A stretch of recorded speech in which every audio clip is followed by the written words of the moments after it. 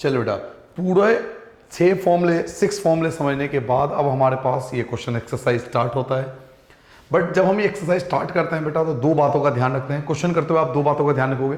First, क्या आपके पास direct formula है, मतलब इन क्वेश्चनों को सॉल्व आप डायरेक्ट फॉर्मूले से कर सकते हो। नहीं कर सकते तो आप सब्स्टिट्यूट करोगे, यानी किसी चीज को लेट करोगे। और लेट किसको करोगे? जिसका डेरिवेटिव अवेलेबल हो। याद है आपको एक्सरसाइज 7.2? तो जिसका डिफरेंशिएशन अवेलेबल होगा हम उसको टी लेट कर लेंगे, ताकि उस फॉर्म में कन्वर्ट किया जा सके जिस फॉर्म में हम फॉर्मूला लगा सकते हैं। जैसे पहला क्वेश्चन है, फर्स्ट क्वेश्चन है, अब x की पावर 6 है। अब x की पावर 6 का फॉर्मूला थोड़ी हमने पढ़ा था, हमने तो एक्स स्क्वायर के फॉर्म में पढ़ा था। तो इसका डायरेक्ट हमारे पास फॉर्मूला अवेलेबल नहीं है, तो हम इसको टी लेट करके करेंगे जिसका डेरिवेटिव मौजूद होगा। और एक्स स्क्वायर है, और एक्स स्क्वायर डेरिवेटिव कब आएगा? जब मैं एक्स क्यूब को टी मानूंगा। एक्स क्यूब को टी मानूंगा तभी तो एक्स स्क्वायर बचेगा। तो 2 चीज याद रखिए आपको पूरी एक्सरसाइज में। पहला, क्या हम डायरेक्ट फॉर्मूला लगा सकते हैं? अपने आप से पूछिए, क्या हम डायरेक्ट फॉर्मूला लगा सकते हैं? नहीं लगा सकते। तो हम किसको टी लेट करें ताकि डेरिवेटिव आ जाए? तो ये 2 फॉर्मूला, जैसे पहला फॉर्मूला मैं अपने आप से पूछता हूं, क्या मैं डायरेक्ट फॉर्मूला लगा सकता हूं? नहीं लगा सकता। तो क्या किसी को टी मान सकता हूं? जी हां, मैं मान सकता हूं। मैं बेटा एक्स क्यूब को टी लेट कर लेता हूं। एक्स क्यूब को ही टी लेट क्यों करा? क्योंकि मुझे पता है इसका डेरिवेटिव करने पे स्क्वायर आ जाएगा, और मुझे स्क्वायर से मतलब है।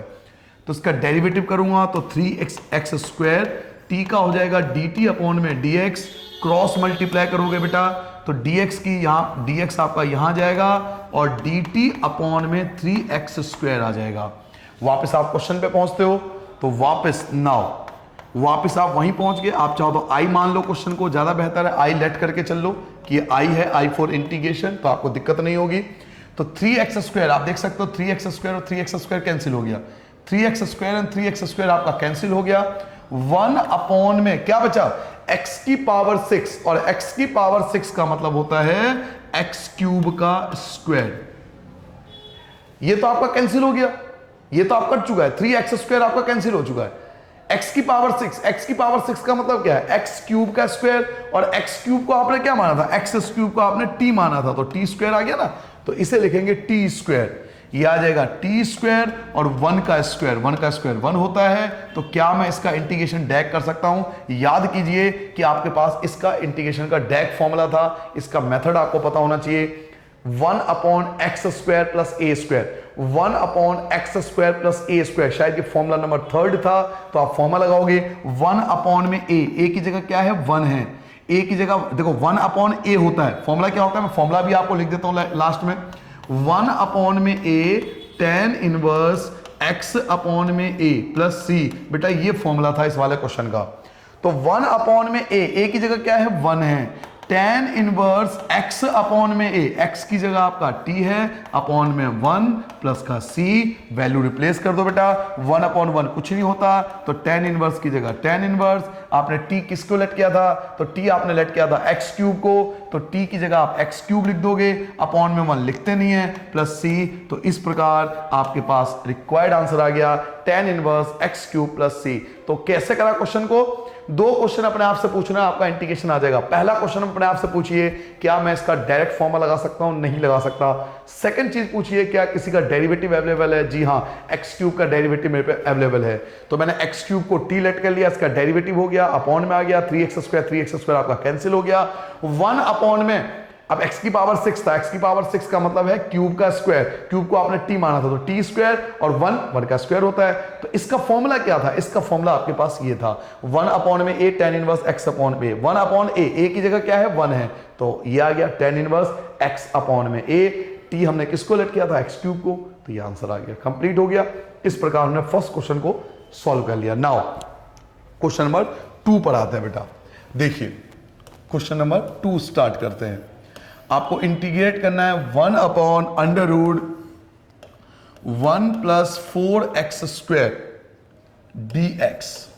ठीक है बेटा, क्या इसका कोई डायरेक्ट फॉर्मूला अवेलेबल है? तो नहीं, डायरेक्ट फॉर्मूला तो नहीं है। आप कहोगे है क्यों नहीं है?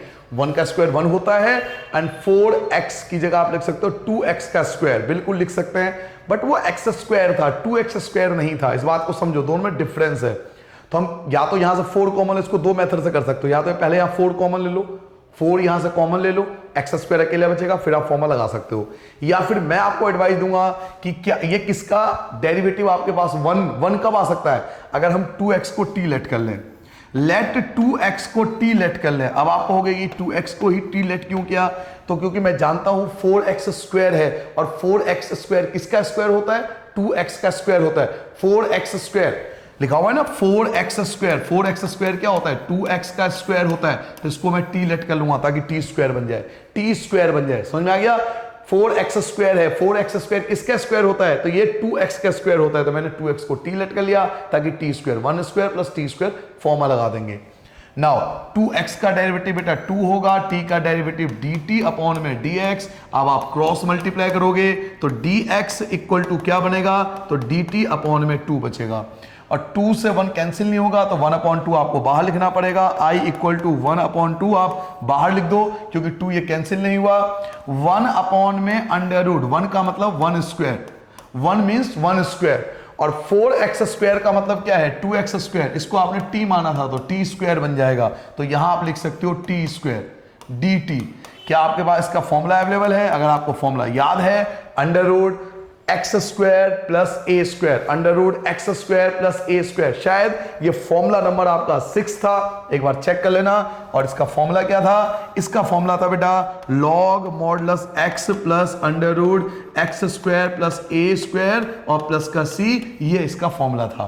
तो इसी फॉर्मूले को हम अप्लाई करते हैं, लॉग मॉडुलस एक्स, एक्स की जगह टी लिखेंगे, plus under root x square plus ए स्क्वायर, तो टी स्क्वायर प्लस 1 स्क्वायर और प्लस का सी, हमने फॉर्मूले को लगा दिया। 1/2 की जगह 1/2 रहेगा, लॉग की जगह लॉग रहेगा, टी आपने किसको लेट किया था, तो 2x को लेट किया था, अंडर रूट टी स्क्वायर मतलब 2x का स्क्वायर, तो 4x स्क्वायर, 1 का स्क्वायर बेटा 1 होता है, और प्लस का c। तो आपके स्क्रीन पर जो आपको इस समय दिखाई दे रहा है, ये आपका रिक्वायर्ड आंसर होगा बेटा क्वेश्चन नंबर 2 के लिए। आई होप आपको सबको समझ में आ गया बेटा। बड़ा आसान है, आपको बस ये देखना है किसका स्क्वायर मारने से ये फॉर्मूला बन सकता है, किसका स्क्वायर किसको टी लेट करने से फॉर्मूला बन सकता है। तो 4x में जानता हूं 4x स्क्वायर 2x स्क्वायर होता है, तो 2x को मैंने t मान लिया, क्योंकि t square 1 square t square formula बन जाएगा, तो 2x को t मान लिया, 2 आपका अपॉन में आ गया, 2 कैंसिल नहीं हुआ, तो 1/2, 1/1 स्क्वायर प्लस टी स्क्वायर, ये फॉर्मूला लगा दिया, 1/2 लॉग मॉडुलस एक्स, एक्स की जगह t आएगा, प्लस एक्स स्क्वायर प्लस ए स्क्वायर, टी की वैल्यू रिप्लेस कर दी, खत्म हो गया आंसर। तो बड़ा सिंपल क्वेश्चन होता है, अगर आपने फॉर्मूले बहुत अच्छे से पढ़े हो तो बड़ा आसानी से आप कर सकते हो। नाउ क्वेश्चन नंबर 3 पे आता हूं बेटा, और क्वेश्चन नंबर 3 भी मैं आपको रीजन के साथ बताऊंगा कि किसी को टी लेट करता है उसके पीछे रीजन क्या है। 1/2 माइनस एक्स का होल स्क्वायर, 2 माइनस एक्स का होल स्क्वायर और प्लस 1। तो मैं क्वेश्चन को देख पा रहा हूं, मैं किसको टी मानूं ताकि मैं फॉर्मूला बना सकता हूं, तो इस ब्रैकेट को टी मान लेता हूं, इस पूरे ब्रैकेट जो ये ब्रैकेट के अंदर लिखा हुआ है इसको टी मान लेता हूं, तो टी स्क्वायर प्लस 1 स्क्वायर। तो मुझे पहले ही हिंट मिल गया कि अगर ब्रैकेट वाले जो 2 माइनस एक्स दिया हुआ अगर उसको मैं टी मान लेता हूं तो मैं फॉर्मूला बना सकता हूं। तो इसी बात का ध्यान रखते हुए इसको मैं टी मान लूंगा, ये जो ब्रैकेट के अंदर लिखा हुआ है सर टी मान लूंगा। तो लेट 2 माइनस एक्स को बेटा हमने टी लेट कर लिया, 2 का डेरिवेटिव 0 होगा, माइनस एक्स का -1, टी का आ जाएगा dt अपॉन में dx, क्रॉस मल्टीप्लाई करोगे तो dx equal to minus dt।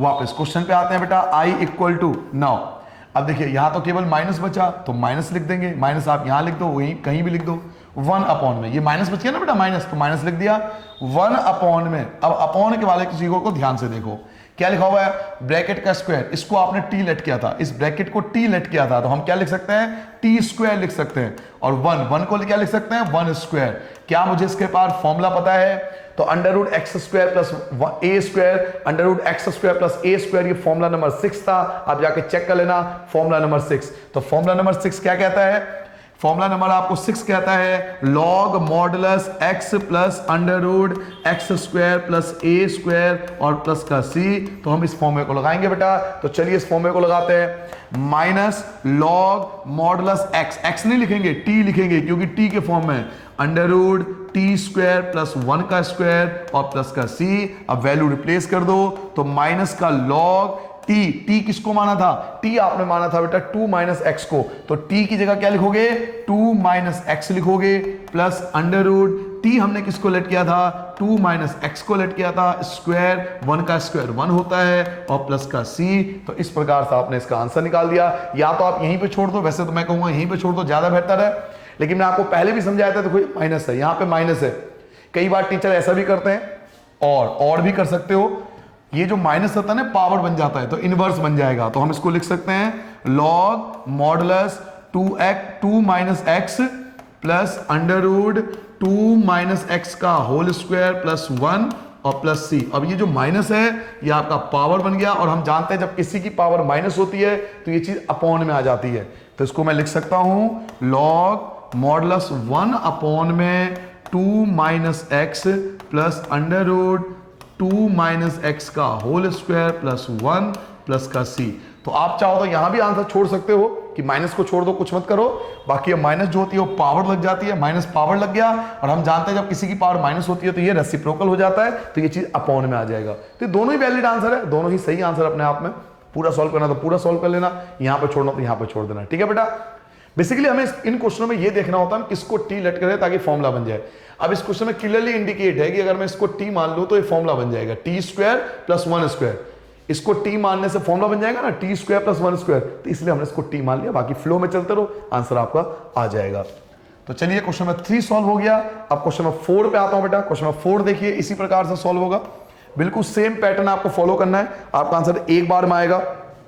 Now integration आपको करना है 1 upon under root 9 minus 25 x square. अब देखो जो समझदार बच्चा होगा उसे मुझे आप समझाने की जरूरत नहीं पड़ेगी। मैं जानता हूं 25 एक्स स्क्वायर, 25 एक्स स्क्वायर क्या होता है, 5x का स्क्वायर होता है, यही बात है ना। 25 एक्स स्क्वायर यहां लिखा हुआ है 25 स्क्वायर, 25 एक्स स्क्वायर। अब मुझे जानना है कि मुझे फॉर्मूला बनाना है, मुझे तो फॉर्मूला बता दिया गया ना, फॉर्मूला बनाना है। तो 25 एक्स स्क्वायर किसका स्क्वायर हो सकता है, तो 5x का स्क्वायर होता है, तो ये 5x को मैं टी लेट कर लूंगा। बड़ा सिंपल सा तरीका है, अगर मुझे ये पता लग जाए कि इसको टी लेट करना है तो कोई दिक्कत नहीं है। तो 5x स्क्वायर दे रखा है ना मुझे, तो मैं इसको टी लेट कर लूंगा। मैं किसको लेट करूंगा, तो लेट 5x को बेटा मैंने t लेट कर लिया। 5x का डेरिवेटिव 5 होगा, t का डेरिवेटिव आपका dt अपॉन में dx होगा, क्रॉस मल्टीप्लाई करोगे तो dx equal to dt upon में 5 जो है वो आपका अपॉन में आ गया। नाउ वापस क्वेश्चन पे आ गए, 5 अपॉन में है तो 1 अपॉन 5 पहले लिख दो। नाउ 1 तो कुछ नहीं है, तो dx की जगह आप dt लिख दोगे। अपॉन में आ जाओ, अपॉन में अंडर रूट में क्या चल रहा है, तो अंडर रूट में बेटा 9 है, और 9 किसका स्क्वायर होता है, 9 बेटा 3 का स्क्वायर होता है, माइनस ये 25 एक्स स्क्वायर क्या था, 25 एक्स स्क्वायर 5x का square, 25 x square means 5x का स्क्वायर, और 5x को आपने t माना था तो t स्क्वायर लिख सकते हैं। तो यहां आ जाएगा बेटा t स्क्वायर। तो क्या मेरे पास का कोई फॉर्मूला है, a स्क्वायर ये कांस्टेंट, 3 मतलब क्या, ये a है, ए जो आप फॉर्मूले में लिख रहे थे ना ए, वो ए कुछ नहीं है, कांस्टेंट है। तो यहाँ 3 का मतलब ए है, चाहे 1 होगा 3 होगा 4 होगा, तो ये जितने भी कांस्टेंट होंगे वो ए को रिप्रेजेंट करता है। तो ए स्क्वायर माइनस एक्स स्क्वायर, ए स्क्वायर माइनस एक्स स्क्वायर, याद कीजिए बेटा इसका एक फॉर्मूला था ए स्क्वायर माइनस एक्स स्क्वायर का, 1 अपॉन अंडर रूट ए स्क्वायर माइनस एक्स स्क्वायर का फॉर्मूला होता है साइन इनवर्स एक्स अपॉन में ए और प्लस सी, ये फॉर्मूला होता है बेटा, ठीक है। इसका इंटीग्रेशन 1 अपॉन अंडर रूट ए स्क्वायर माइनस एक्स स्क्वायर का फॉर्मूला होता है साइन इनवर्स एक्स अपॉन में ए प्लस सी। तो मैं इसी फॉर्मूले को अप्लाई करता हूं, 1 अपॉन 5 की जगह 1 अपॉन 5, इसका मुझे इंटीग्रेशन करना है, तो मैं क्या लिखूंगा, साइन इनवर्स एक्स मतलब t अपॉन में ए, अपॉन में ए क्या है, तो ए आपके पास 3 है और प्लस का c।